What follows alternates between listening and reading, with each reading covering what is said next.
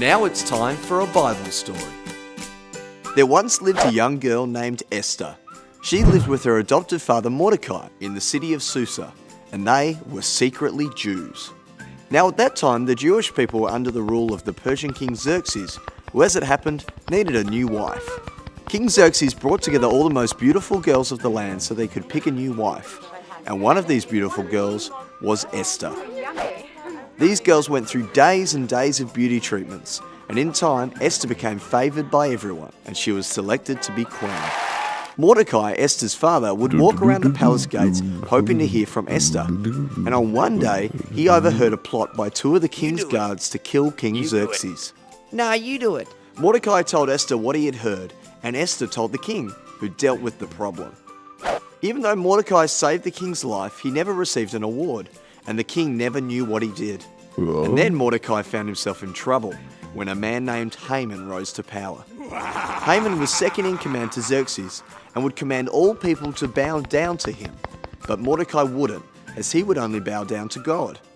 Haman was furious and began plans to kill Mordecai and all the Jews. Haman created a law that all Jews must be killed, even the women and the children.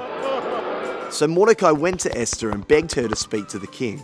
But she was afraid, for if she visited the king without an invitation, she would be killed. But Esther responded to Mordecai asking everyone to pray for her, and decided she would approach the king even if it meant death. Esther went to Xerxes, and because he loved her, he asked what it is that she wanted to ask him. She said, "If it pleases you, my lord, you and Haman are invited to a dinner I have prepared." Time came for the meal, and at the end of the meal, the king asked Esther again what she wanted. She replied, "Come with Haman tomorrow to another banquet. Then I will answer your question about what I want." That night, the king couldn't sleep and decided to look through his book of records. He then discovered that it was Mordecai that had saved his life and decided to do something great for him. Haman arrived and the king asked him what would be a way of celebrating such a great man. Now, Haman thought the king was talking about himself and suggested that a robe and a horse be provided for this great man to ride on. "Perfect," said the king, and commanded Haman to arrange those things for Mordecai. Haman wasn't pleased.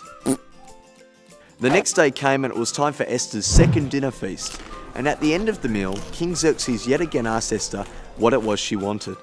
She responded, "If it pleases you, let me live. This is what I ask, and let my people live too, for Haman wishes to kill me and all other Jews."